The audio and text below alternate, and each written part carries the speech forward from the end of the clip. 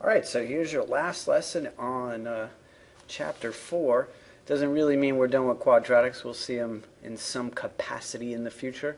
But 410, what? 410? Isn't that the same thing as 4.1? Yeah. Anyway, we're writing quadratic functions and models. So there's only one objective. Write a quadratic function given a graph or a collection of points. So take a look at that picture right there. Same picture or same bridge we've seen before. Park, beach, something, whatever. Anyway, the arches underneath it are parabolic. And so what I've done is I've imported this into a program and I found 3 points. 1, 2, 3. And I've used those to come up with the equation right there. And I put that equation in standard form. And that's basically what we're going to do. We have a collection of points. Let's work backwards and try to come up with a quadratic function that makes the parabola. Okay? So in general, for a parabola, for a quadratic, I'm going to need 3 points in order to make its equation. And you'll see why in just a minute. Okay, so some vocabulary, some review vocabulary. Line of best fit. This is when you have a scatter plot of points and you're trying to find the line that does a really good job of going through the middle of those things. And the process of finding that line of best fit is called linear regression. You're working backwards to find the equation of a line. So quadratic regression is the same kind of thing. You have yourself a collection of points, but this time the points kind of trace out a parabola, and quadratic regression is coming up with a parabola that does a really good job of going through the middle of all of those points. All right? So, exercise 1. Here's a question for you. Exactly how many points does it take to write the equation of a line? Well, whenever I go to write the equation of a line, I need 2 points. This is something maybe from geometry, a postulate from geometry. Any 2 points make a line. And another way that I can think of this is that a line is y equals mx plus b. In order to find its equation, I need 2 points because I have 2 parameters that I need to find, my m and my b. That can change. Changing those changes what that line looks like, where it's at. So I need a point here, and I need a point for that one, for a total of 2 points. So in general, this looks like a backwards G, whatever. In general, you need 1 point for every parameter. So each parameter,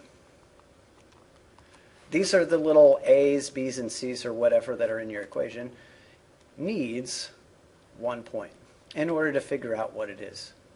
So if you think of a quadratic equation in standard form, how many of these parameters are we talking about? We're talking about 3 of them. So exercise 2, exactly how many points does it take to write the equation of a parabola? Well, you again need, well, how many points right there? Oh, nice animation. 1 for each one of the parameters. And if I'm talking about any one of these equations, look, on the first one I have it in vertex form. I have a times x minus h squared plus k. There are 3 parameters there, a, h, and k. On the middle one, it's in intercept form. I have a, p, and q. And finally, on the last one, I have a, b, and c. So for all of these, it seems like what I need are 3 points.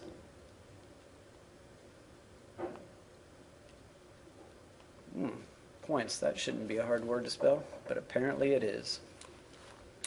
So take a look at that first one.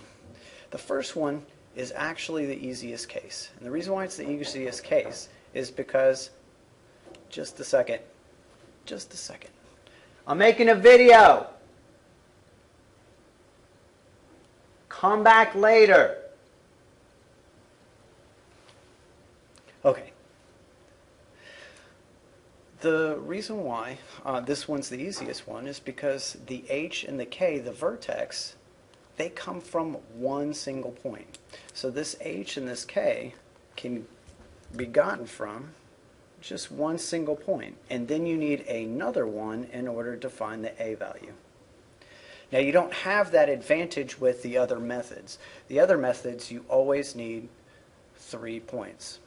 So on the middle one, when it's in intercept form, I need a point for one of the x-intercepts, I need a point for the other x-intercept, and this one I'm going to use to find my a value. Okay, and on the last one, I just have any 3 random points, and with those 3 random points, I'm just going to plug the x, y, and the xy coordinate into the equation, and I'm going to have to set up and solve it.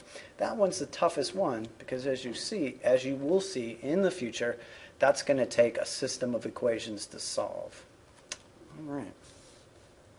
So, first one, easiest one is vertex form. If you're given just a vertex point and you're given one other point, we can easily put our quadratic equation in vertex form because the vertex is already h and k. So I can put that vertex point, just like I did on that last slide, I'm going to put that in for h and k, and then I'm going to use this one, the last one, to figure out what my a value is. So here are the steps involved in doing that. First thing you want to do is find that vertex coordinate and plug those numbers in for h and k. Okay, so now the only thing that you have left is the a value. So step number 2, plug the second point, so in this case it's going to be this point right here.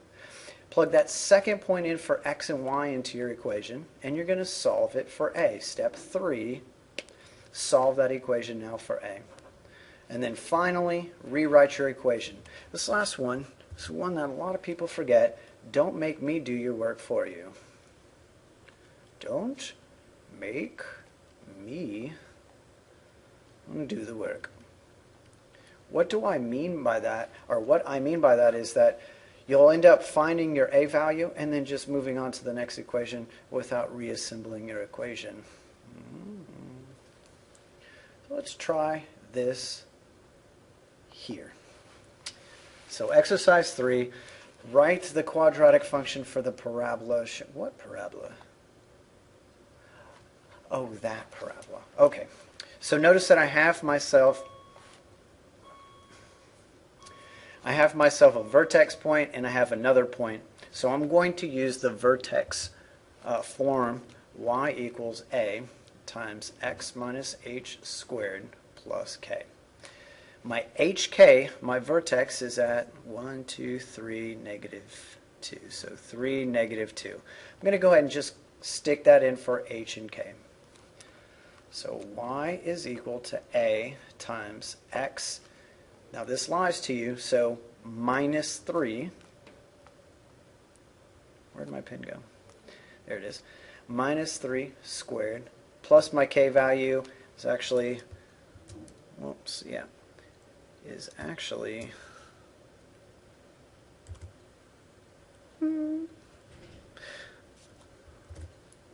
minus 2.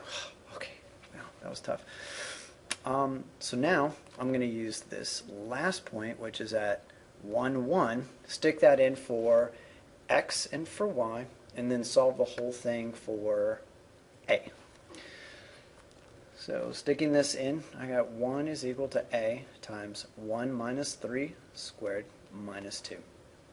Simplifying this out, I can go ahead and add this 2 over there, and I get 3 equals a times 1 minus 3 is a negative 2, but I have to square it, so it's going to be times 4.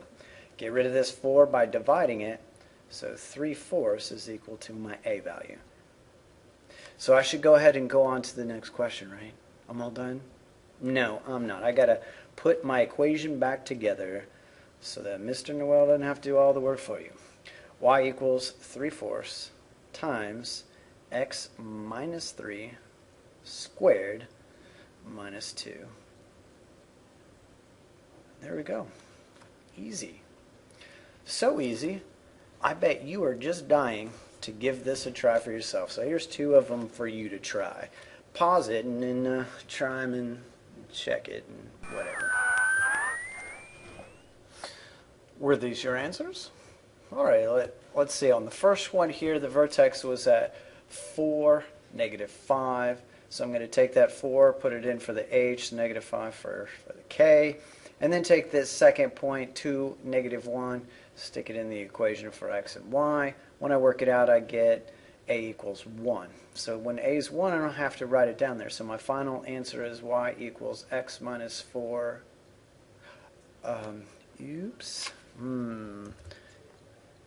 Squared. Pretend that didn't happen. Okay. Minus 5. There we go. There's my answer. Let me go ahead and box that for you. Okay, good.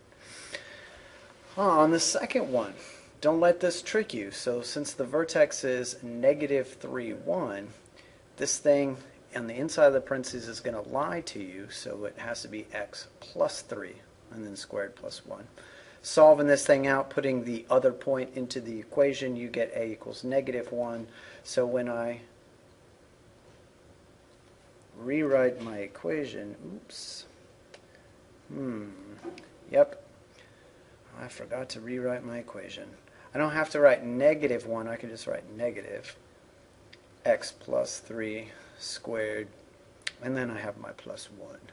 There we go. And then there's my equation. Wasn't that easy? Glad you think so. So that's the first part of this. It's the easiest part also. If I just have a vertex and I have one other point, I'm going to use the vertex form, put the stuff into the equation to come up with the actual function that generates those 2 points on the parabola. So stay tuned for the next part where we start talking about intercept form.